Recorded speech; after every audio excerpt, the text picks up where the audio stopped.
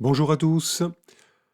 On me pose souvent la question de savoir pourquoi, d'une année sur l'autre, les nids de frelons asiatiques ne sont jamais réutilisés. Eh bien, aujourd'hui, dans cette petite vidéo, je vais vous expliquer très simplement quelle en est la raison. En fait, vous avez la réponse sous les yeux. Une fondatrice, c'est-à-dire une femelle reproductive de l'espèce, construit son nid dès le printemps. Alors, pourquoi elle ne va pas réutiliser un nid d'une colonie précédente de l'année dernière? Eh bien, tout simplement, regardez. Elle s'occupe de sa progéniture. En fait, elle se charge de toutes les activités au sein du nid. Elle a construit ce petit nid. Elle a pondu ses œufs, un œuf par alvéole. Et ensuite, ce qu'on peut voir à l'instant, elle est en train de nettoyer, de s'occuper de ses œufs. Alors, imaginez que si elle faisait la même chose dans un nid déjà élaboré, un nid qui peut faire 80 cm de hauteur pour 60 cm de diamètre, par exemple, avec des milliers d'alvéoles, eh ben, elle aurait un boulot monstrueux. Elle serait incapable de faire ce qu'elle est en train de faire. Ensuite, deuxième aspect qui est extrêmement important, pour que les œufs éclosent et que les larves se développent, il faut une température optimale au sein du nid. Eh bien, en fait, dans un petit nid qui est adapté à sa taille, la femelle, comme on peut le voir à l'heure actuelle, elle est capable de maintenir la température à peu près constante au niveau des œufs et de ses larves. Par exemple, en les réchauffant ou en évacuant la chaleur, en battant des ailes par exemple, quand il fait trop chaud.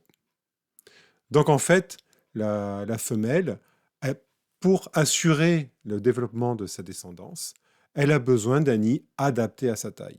S'il était trop grand, elle ne pourrait pas faire le travail. Afin de protéger sa descendance, les larves en développement, elle va protéger sa colonie en construisant des petites enveloppes de papier qui vont entourer les alvéoles. Ensuite, quand les larves vont éclore au stade adulte pour donner la première génération d'ouvrières, eh bien le travail va devenir moins dangereux pour la femelle, pour la reine, je m'entends, c'est-à-dire qu'elle va s'occuper exclusivement de pondre en fait, et les ouvrières, elles, vont se charger ensuite de tout le travail, c'est-à-dire d'agrandir le nid et de nourrir la reine, leur mère, et leur petite sœur au stade larvaire. Donc, pour conclure, eh bien, en fait, quand une fondatrice a besoin de construire son nid, quand elle est confrontée au nid tel qu'on peut le voir abandonné de l'année dernière, eh bien, en fait, la structure est absolument pas intéressante.